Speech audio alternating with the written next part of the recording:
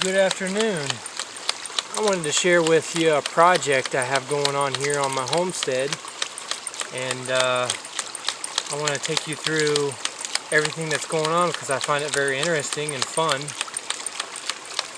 Here I have a ram pump that I purchased from a gentleman named Seth Johnson. I found him on YouTube researching ram pumps, and his website is LandToHouse.com. and he makes these ram pumps. This is a 1/2 inch model, and I wanted to show you how I have it set up and how I'm having a success and see what you guys think.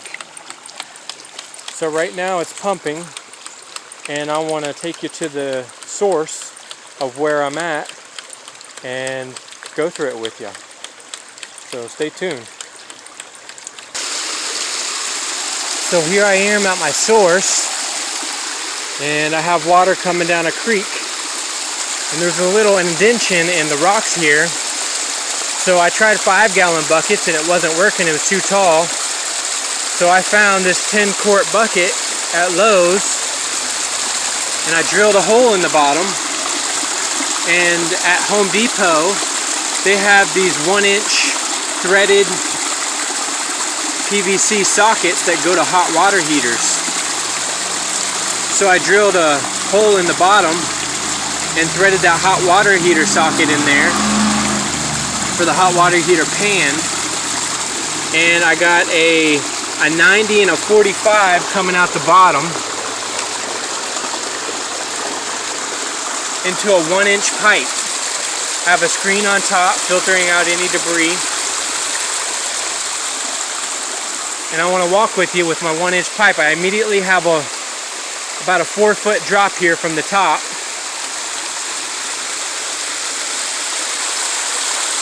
And I want to walk with you back down to the ram pump where we just were. The length of my 1-inch pipe in total to the ram pump is about 180 feet. I have 9 20-foot long 1-inch pieces of pipe that I connected together,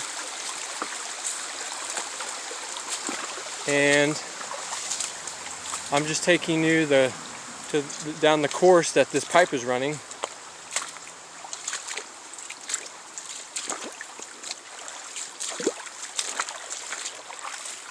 And this creek runs year-round. Now I was having trouble, with the pipe being this long, getting the shock wave that needs to be hitting for the pump to work. So I made a standpipe. It's a 10-foot tall standpipe, about 35 feet from the ram pump over there. And from the 1-inch pipe, I converted to a 2-inch pipe to allow more volume, and I got it tied to a tree over here. So that is from where we came.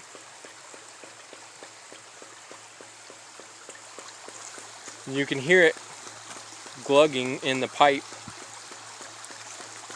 Boom, boom, boom, boom, boom.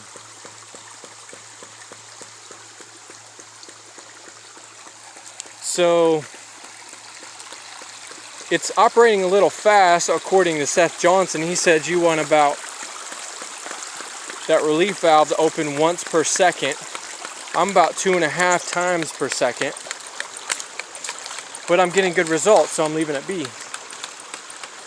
So I got 1-inch pipe coming from the source, and then I had to convert the 1-inch pipe to a 1/2 inch threaded, and then I got a threaded male nipple going into the shutoff valve there, and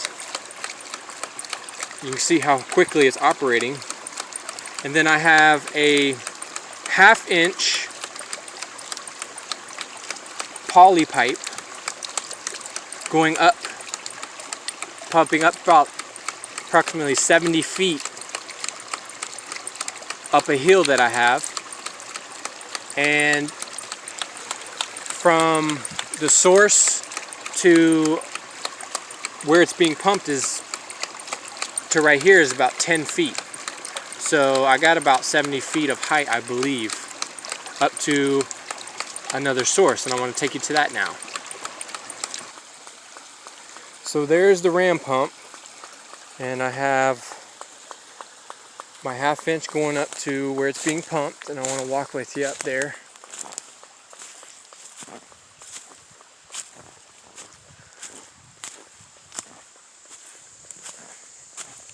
And the delivery pipe is almost 200 feet in length. See, I was having a problem getting the pump to operate, and I found out that the problem was I didn't have the delivery pipe up high enough. I had it too low. There was not enough back pressure. So I had to go higher, which is good because the higher I go, the more pressure it's going to create for what I wanted, which is to create pressurized water system for my gardens. So I want to walk up here with you. The 1/2 inch pump is pumping just under a 1/4 gallon per minute.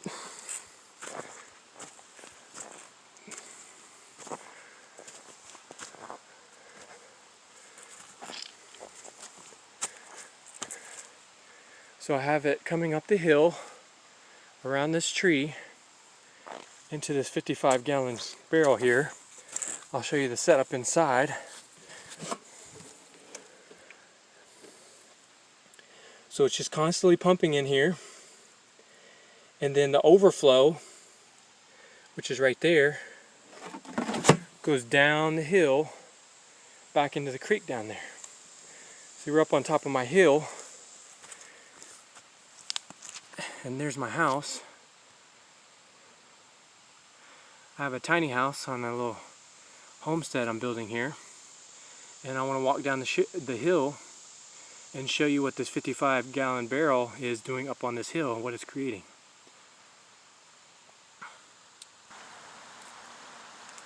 So there's where we just were, up there at the barrel. I was showing you the intake, and here's my 2 lines right here coming down.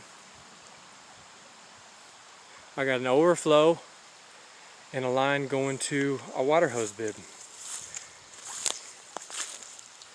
And as that water pumps, when I'm not using it, the overflow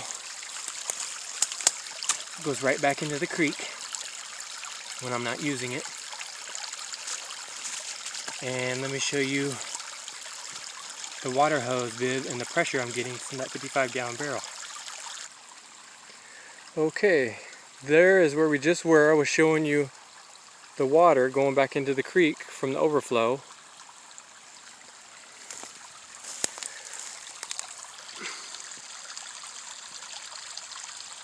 Get right there, the overflow. Now this pipe right here, I have coming up, and I drilled a hole in this black walnut tree, and I created a hose bib here coming from the tank up top, the 55-gallon tank. Now with that height, the pressure created, I believe, is between 30 and 40 psi. I haven't measured it yet, but I would like to show you what kind of pressure that's coming out of it. So let me turn it on here. Okay, this is on. This is all flex hose.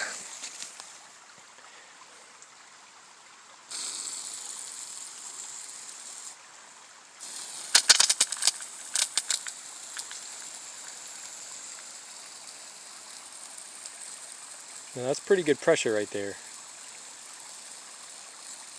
coming just from gravity.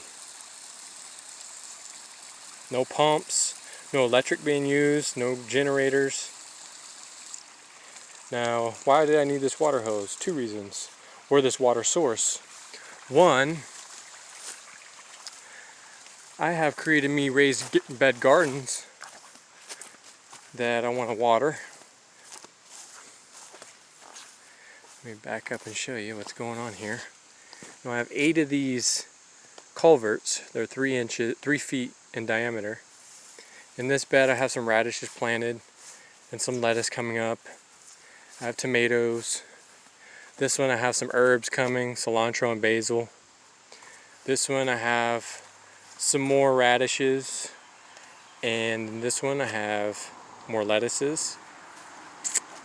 This one would be some cabbages, and this one I have watermelons I'm working on. Now, the other reason I needed this is because this second pipe you see coming out right here is a secondary water source for my home watering system. I live off 100% rainwater catchment.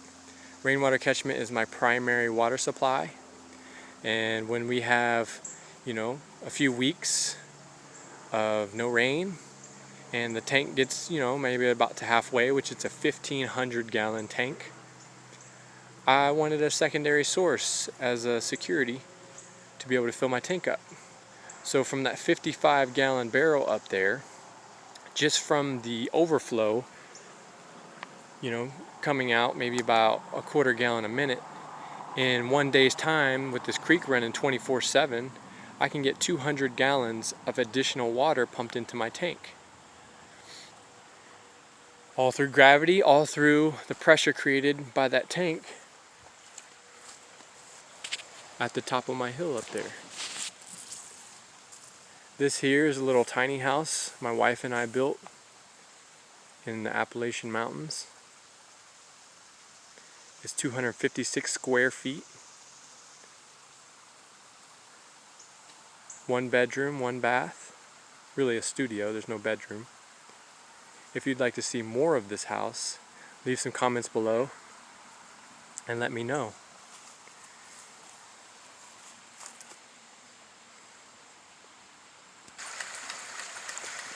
Now I'm back here at the pump, and I just wanted to say that it took me about a week, you know, working on and off in this creek, running the pipe, trying different buckets up there at the source, dialing in the back pressure on this hose like I wasn't high enough, and I was having some trouble getting this thing to pump consistently. But now it's been going a week and a half non-stop and with no end in sight, and I'm having great success with it. I'm very happy with the results that I'm getting. You ask, you know, what's so cool about a ram pump? Well, it uses no electricity, it requires no fuel to operate. It's kind of like a free energy type of device where you have a source of water and you concentrate it into this pump, and you can pump water up a hill. Like what do you know that can pump water up a hill? You know, 70, 80, 100 feet, depends on the head pressure that you have. What do you know that can do it free without energy being used by electricity or gasoline? It's just so fun. And what I plan on doing in the near future, phase 2, will be implementing probably a bigger ram pump, maybe 1.25 inch one, to allow more volume of water to be pumped up the hill, and then use the pressure from my tank. And I reached the file size on the last video, and I wanted to use in the future 1.25 inch ram pump and allow more volume of water to be pumped up the hill and to come down and go into a Peloton wheel and create a micro hydro system. I have an abundant water source here. You know, solar's cheap right now, but solar's only in the daytime, and here in the Appalachia we get a lot of rainy days and cloudy days. And if you have access to a creek or a water source, why not try micro hydro? Yeah, you might only get like 200-300 watts an hour, but it's a 24-hour source. You can create 200-300 watts 24 hours a day. That's quite a bit of power on the low end. So I just wanted to share that. If you have any questions, or if you want to see something or know something else that's going on around here, Just ask some questions, leave some comments, give me a reason to make another video. Thank you.